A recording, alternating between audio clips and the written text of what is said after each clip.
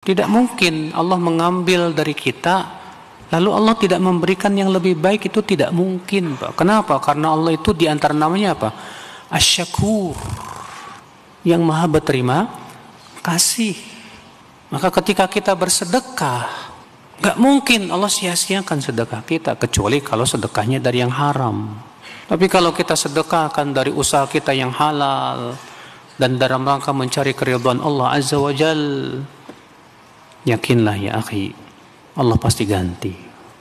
Allah pasti berikan yang lebih baik dari apa yang kita infakkan, Pak. Kata Rasulullah SAW, apabila seseorang berinfak dengan sebutir kurma dari usaha yang halal, Allah terima dengan tangan kanannya. Lalu Allah kembang biakan seperti seseorang memelihara kudanya dari kecil sampai besar, sampai menjadi sebesar gunung. Bayangkan, subhanallah. Saudaraku, banyak orang yang tidak faham bahwasanya memberi makan dan minum itu dalam Islam adalah salah satu cara untuk mendapatkan amal jariyah. Jadi banyak orang memikirkan amal jariyah itu hanya membangun bangunan, hanya membagikan Al-Quran sehingga dihafal. Intinya fisikal, bentuk materi saja atau material ya. Lebih ke masjid, lebih ke bangunan, lebih ke jalan, lebih ke sumur gitu kan. Padahal sebenarnya ada hal-hal lain yang bisa menjadi penyebab amal jariyah, di antaranya makanan dan minuman. Jadi hadis Nabi SAW yang sahih riwayat Imam Ahmad, ini rahasianya di hadis ini. Kata Nabi SAW, ma wudi'a ta'amun illa wada'allahu fihi barakah.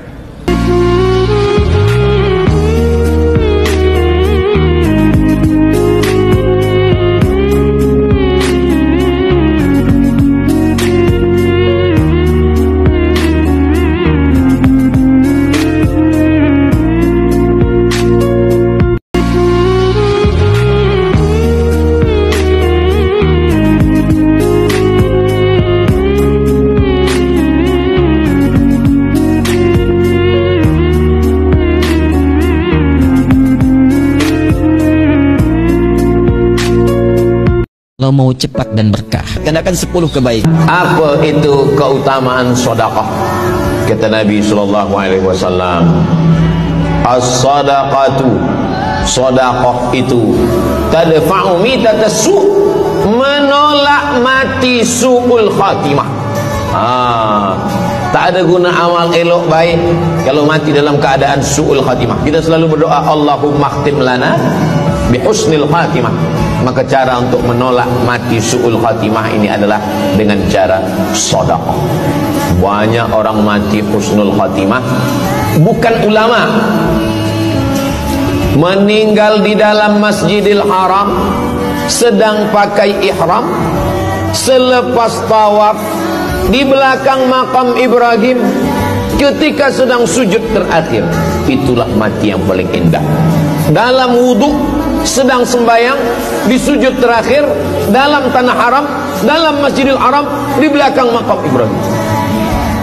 Meninggal, dibawa jenazah balik. Orang datang bertanya kepada ibunya, dia masih pemuda belia, apakah dia ulama? Dia bukan ulama.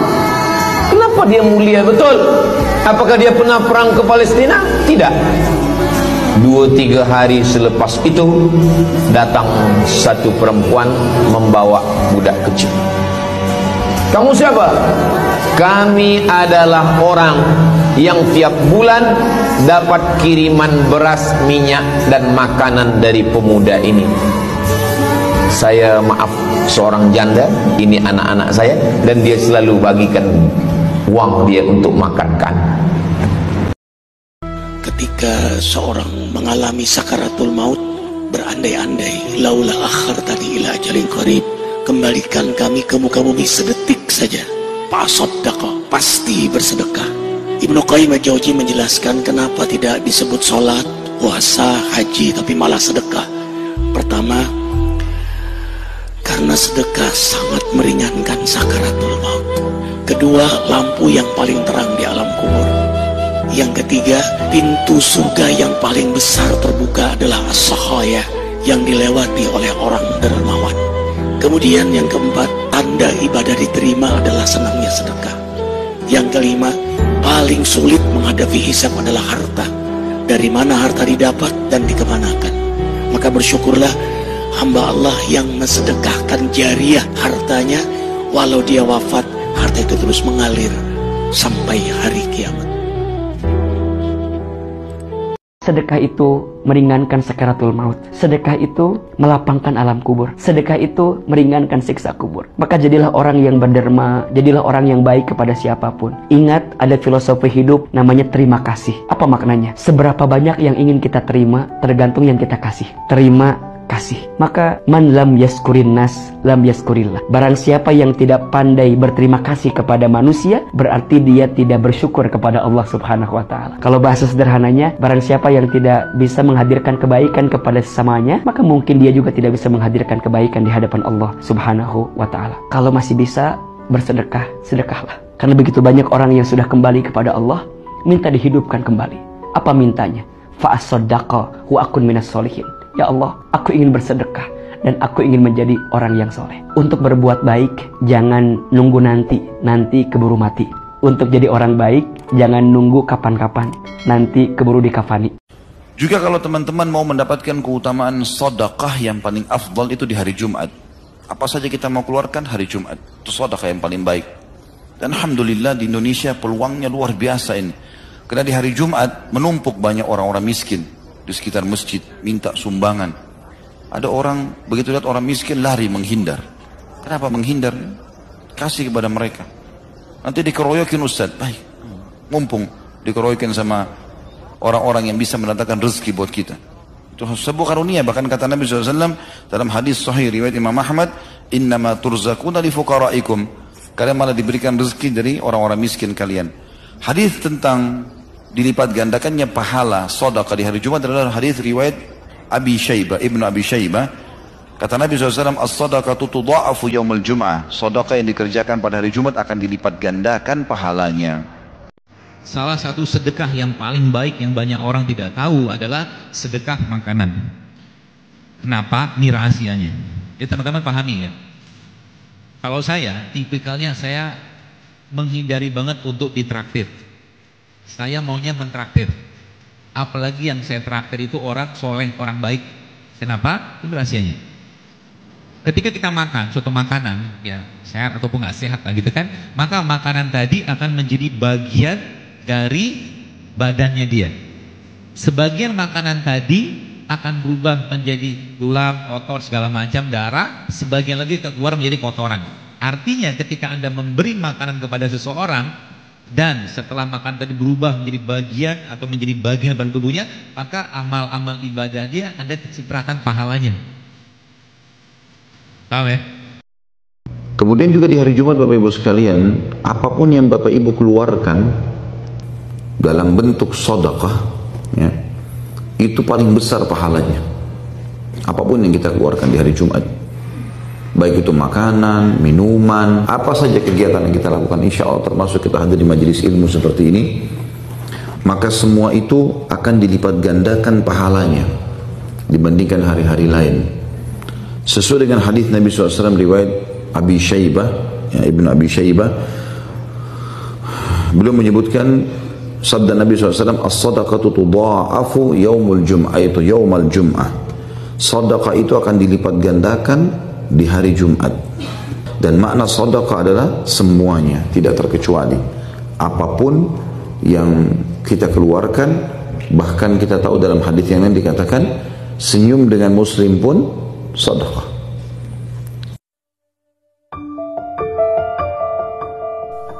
Banyak orang yang mampu tetapi tidak sempat. Ada yang sempat tetapi ia tidak mampu. Ada lagi yang sempat dan mampu, tetapi ia tidak sehat.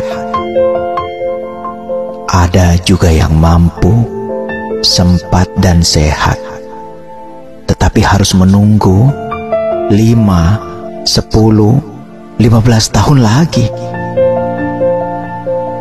Ada yang mampu, sempat, dan sehat, tetapi hatinya tidak sedikit pun tergerak untuk melaksanakan ibadah tersebut.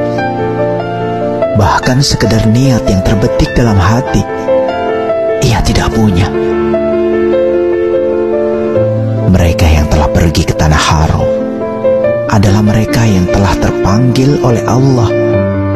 Allah sendiri yang telah mengundangnya. Saudaraku, semoga Allah memantaskan diri kita semua agar suatu saat nanti kita pun akan berdiri di depan Ka'bah dan bersimpuh di raudhah yang suci, serta menambatkan kerinduan di makam baginda terkasih Rasulullah Sallallahu Alaihi Wasallam. Karena Allah tidak memanggil orang-orang yang mampu, tetapi Allah memampukan orang-orang yang terpanggil untuk berkunjung ke Baitullah.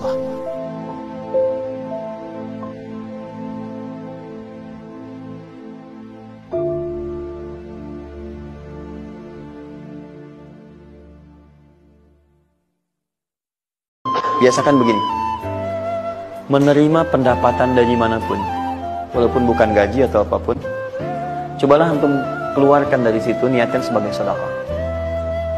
Saya ulang ya, menerima berapa peser pun dari manapun pendapatan, coba antum keluarkan sebagai sedekah. Bisa 2,5%, 5%, keluarkan aja, bagi siapa. Demi Allah saya katakan, begitu antum kerjakan itu karena Allah, maka Allah akan merawat anda dan menjadikan dunia kecil bagi anda. Apapun yang anda butuhkan ada kecil sekali, dan anda sudah melihat nggak ada nilainya tuh dunia. Ya, jadikan kebiasaan itu.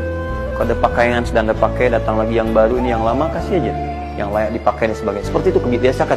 Begitu anda biasakan, nanti Allah jadikan kecil dunia bagi pandangan anda. Ada nilainya. Dah. Paham ya?